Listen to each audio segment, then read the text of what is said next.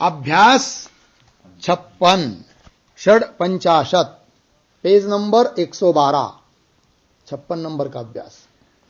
क शब्दकोश phenyl, phenyl मतलब साबुन। दर्पण शीशा मतलब आरसा दर्पण। अलंकार आभूषण मतलब दागिना मतलब अलंकार, कोई सोने का बनाया हुआ चीज। हार मोती की माला, हार है कि नहीं, हार बोलते ना हम लोग, हार बनौला का, वही हार मोती की माला। कर्णपूर, कर्णफूल मतलब कान का फूल, कोई बनाते ना सोने का बिने का, वो सब। नूपुर मतलब पायजेब, पायजेब मतलब पैंजन जैसा, पैर में बनाते ना वो चैनी, चैन बोलिए, चाहे उस घुंघरू वाला होता है जो भी होगा, उसको क्या बोलते हैं, पायजेब। संस्कृत में नूपुर। मेखला, मेखला मतलब करधनी, कमराला बांधण्याची, कटिको बांधणे साखली, क्या बोलते उसको, साखळी। प्रसाधनी मतलब कंगी, कंगी मतलब कंगवा, डोके विसरायचा कंगवा, कंकतम भी है। प्रसाधनी। वेनिका, वेनी। सिंदूराम, सिंदूर है कि नहीं, कुंकू जैसा होता है ना वो सिंदूर, मारुतीला लावतात, ठीक है ना। हाँ। अंजनम, अंजनम मस्त वाचले मित्र का ना वो। चलो अंजनम, अंजनम मतलब काजल, आंख में लगाते हैं। गंध तैलम, इत्र, अत्तर, वही अत्तर मराठी में बोलेंगे, इत्र हिंदी में बोलेंगे, और गंध तैलम संस्कृत में। तिलकम, तिलक कपड़ा लावण्याचा गंध। अंगुलीयकम, अंगूठी, अंगठी, कुछ कुछ लोगों के हाथ में 5 अंगुली में क्या होती है, अंगठी होती है कि नहीं। हाँ। केयूरम मतलब बाजूबंद, बाजूबंद मतलब देखिए इधर ऐसा बांधते हो, ओ लबन लोग ज्यादा बांधते, आप लोग बांधते कि नहीं उधर। बहुत चांदी होती है आप लोगों के पास, है ना, एक एक महिला के आंग पर 2-2, 3-3 किलो ये सब होता है। हाँ, बहुत अच्छा भी लगता है वो देखने को, चांदी चांदी। चलो उसको आर से लगाते हैं उस कपड़े को। हाँ, कितनी अच्छा है। चलो आगे क्या है। अंगुलीयकम हुआ, केयूरम बाजूबंद। ग्रैवेयकम हसूली मतलब वो गले में बांधने का एक प्रकार का अलंकार है, ऐसा बड़ा होता है थोड़ा सा, वो है। कुंडलाम कान की बाली। कंकनाम, कंकन कड़ हाथ में डालने का। कंठाभरणम, कंठा सर काय घालतात। नासाभरणम बुलाक मतलब मुरनी नथनी छोटीशी असते ना नाका घालण्याची। आगे ग्रह मतलब लेना। संग्रह, संग्रह करना। अनुग्रह, अनुग्रह करना। और सौभाग्यवती सधवा किंवा पतियुक्ता स्त्री, उसको क्या नाम है, सौभाग्यवती। 2 होते भाई, सौभाग्यवती गंगा भागीरथी। सौभाग्यवती किसको कहते हैं, जिसका पति जीवित है, और गंगा भागीरथी किसको कहते हैं, जिसका पति मर गया है, तो उसको क्या बोलते हैं, गंगा। हाँ चलिए, सौभाग्यवती सधवा किंवा पतियुक्ता। विधवा, विधवा मतलब विधवा, हाँ वही। सूचना। फेनिल नुपुर रामवत, ऊपर शब्दकोश में फेनिल शब्द से लेकर नुपुर शब्द तक जितने शब्द है वे सभी शब्द राम की तरह चलेंगे। और ग्रह धातु से लेकर अनुग्रह तक जितने धातु दिया है ऊपर वो सभी कैसे चलेंगे, ग्रह के तुल्य। व्याकरण। ग्रह धातु त्व ता शय इमनिच प्रत्यय, ये सभी प्रत्यय है भाई। ग्रह धातु के दोनों पदों के 10 लकारों के रूप स्मरण करो। देखो धातु संख्या पीछे दिया है 61। नियम नंबर 179। तेन तुल्यम क्रिया चेदवती तत्र तस्यैव। तुल्य या सदृश अर्थ को बताने के लिए क्या क्या? तुल्य किंवा सदृश अर्थ को द्योतित करने के लिए, बताने के लिए शब्द के बाद वत प्रत्यय लगता है। ठीक, कौन सा प्रत्यय लगता है? वत। वत प्रत्यय किसको लगता है? शब्द को। किसको लगता है? पास पूछा था, किसको लगता है? शब्द को। और वत प्रत्यय किस अर्थ में लगता है? तुल्य या सदृश अर्थ में लगता है। जैसे ब्राह्मण के तुल्य, ब्राह्मणवत, है कि नहीं? इसी प्रकार क्षत्रियवत मतलब क्षत्रिय के तुल्य, वैश्यवत वैश्य के तुल्य, शूद्रवत शूद्र के तुल्य, है कि नहीं? राम शब्द के तुल्य रामवत, ठीक है? भवती के तुल्य भवतीवत। आगे नियम नंबर 180, तस्य भावस्त्वतलौ। देखिए, भाव अर्थ में, भाव का मतलब हिंदी में है पन और मराठी में बोलते हैं पना, है कि नहीं? क्या बोलते हैं? पना। कैसे बता रहे? भाव अर्थ में शब्द के अंत में त्व और ता लगते हैं। दो प्रत्यय, त्व प्रत्यय ता प्रत्यय, और दोनों का अर्थ एक ही है। क्या अर्थ है? भाव। ठीक है, किसको जोड़ते हैं? शब्द को। देखिए, त्व प्रत्यांत के रूप नपुंसक लिंग में ही चलेंगे, है कि नहीं? त्व प्रत्यांत शब्द के रूप किसमें चलेंगे? नपुंसक लिंग में ही चलेंगे, गृह की तरह, गृहवत। और ता प्रत्यांत के रूप रमा के तुल्य स्त्रीलिंग में चलेंगे। ठीक है ना? स्त्रीलिंग और नपुंसक लिंग पुल्लिंग में चलते ही नहीं है। जैसे लघु शब्द है, तो लघु का क्या बनता है भाई? लघुत्वम। और ये तो प्रत्यांत हुआ, और ता लगाएंगे तो लघुता। दोनों का अर्थ एक ही है। तो अर्थ क्या दिया?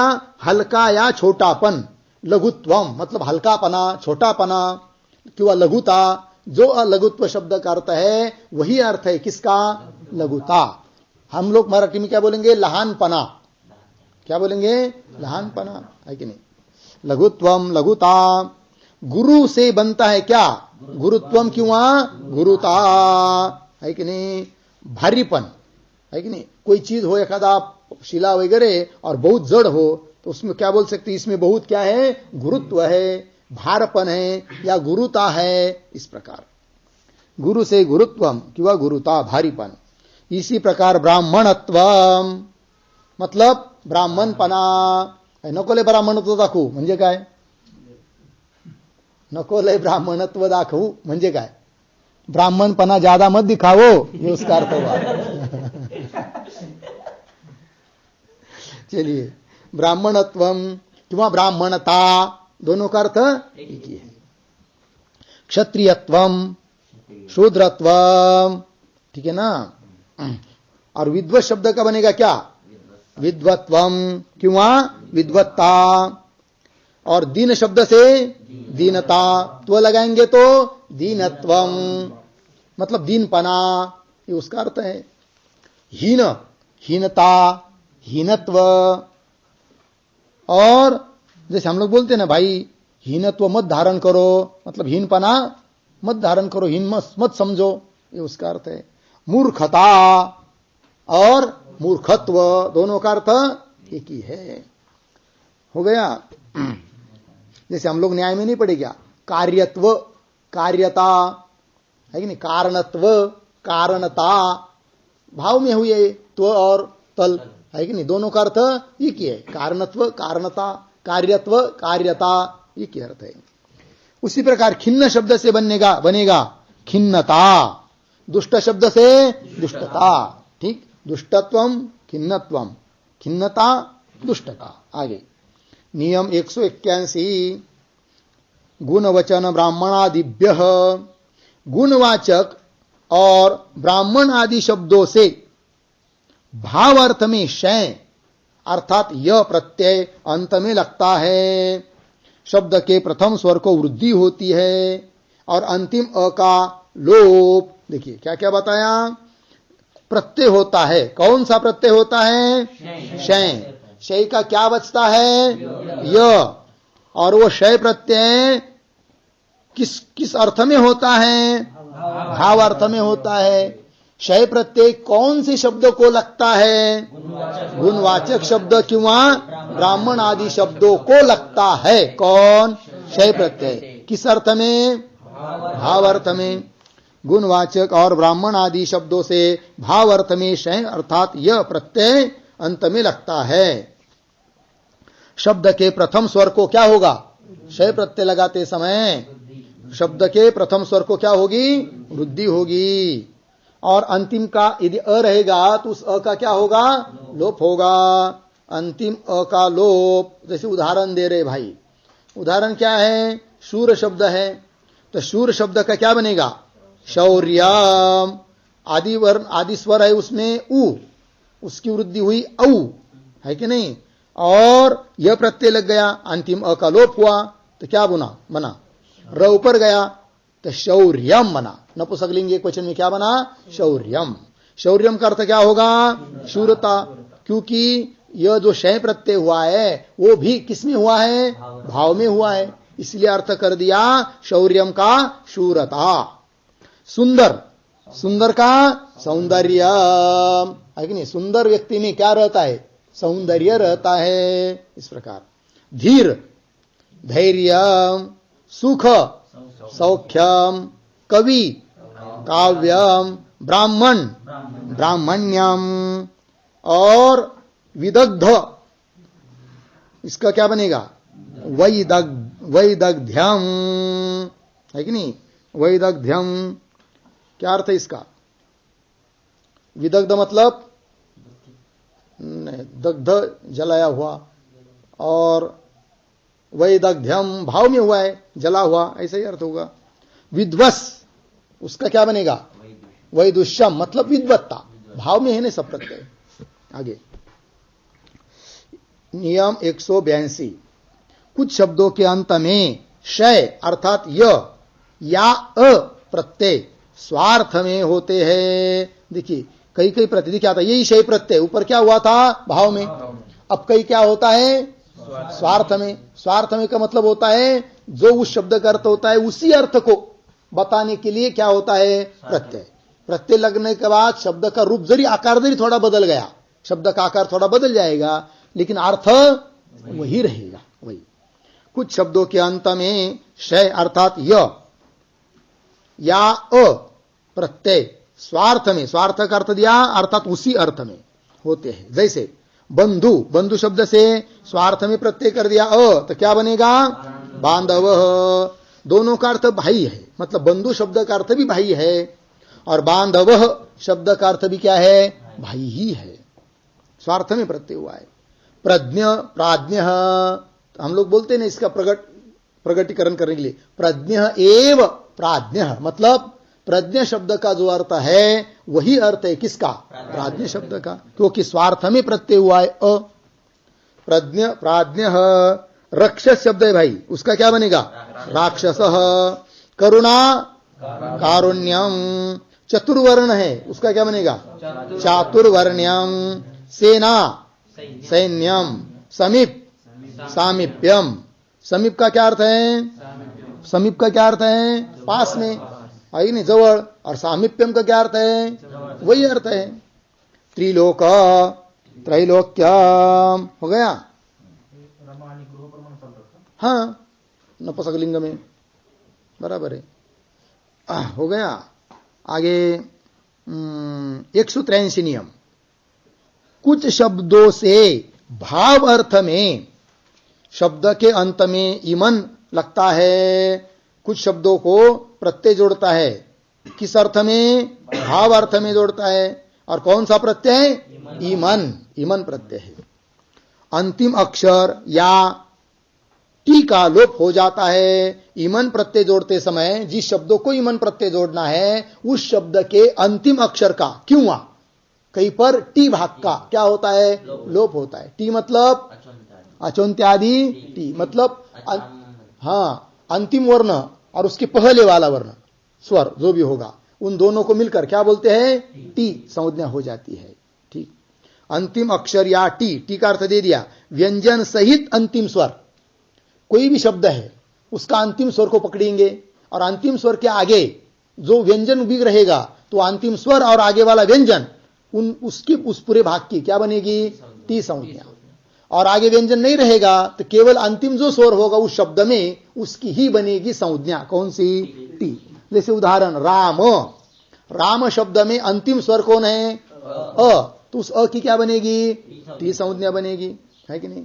जैसे उदाहरण दूसरा, तपस शब्द है, तपस, तपस शब्द में अंतिम स्वर कौन सा है? कहां पर? पकारोत्तरवर्ती अकार, और उसके आगे क्या है? स। तो अंतिम अ और स, अस, इतने भाग की संज्ञा बन गई। कौन सी? टी। इस प्रकार अंतिम अक्षर या टी का लोप हो जाता है और रू को र होता है। जैसे लघु शब्द से क्या बनेगा? लघिमा, है कि नहीं? लघिमा भाव में है और लघुता तल हुआ है। जो अर्थ लघिमा शब्द का है वही अर्थ लघुता शब्द का है, केवल प्रत्यय बदला हुआ है, अर्थ दोनों का एक ही है। लघिमा में कौन प्रत्यय लगा? ईमन। और लघुता में ता प्रत्यय, है कि नहीं? ऊपर गया ना 180 में, वही तो और ता लगते हैं। और उदाहरण दूसरा, गुरु, गुरु का क्या बनेगा? गरिमा, महत, महिमा, मृदु, मृदिमा, अनु, अनिमा। और ये सब कैसे चलते शब्द? राजन पुल्लिंग, राजा, राजानौ, राजन। लघिमा, लघिमा, है ना? राजा, राजानौ, राजन। लघिमा, लघिमानौ, लघिमानः। इस प्रकार राजन पुल्लिंग के तुल्य इमन प्रत्यांत के रूप चलावे, ठीक है ना? जैसे राजन है उस प्रकार लघिमन शब्द है, मूल में क्या है? ईमन लग गया ना, लघिमन। तो प्रथमा एक वचन में क्या बनेगा? लघिमा, है कि नहीं? उसी प्रकार महत का क्या बनता है? महिमा, महिमन है मूल, महिमन, लेकिन प्रथमा एक वचन में क्या बना? महिमा। फिर राजन की तरह उसके रूप चलेंगे। हो गया भाई ये सब? बस। ओम पूर्णमदः पूर्णमिदं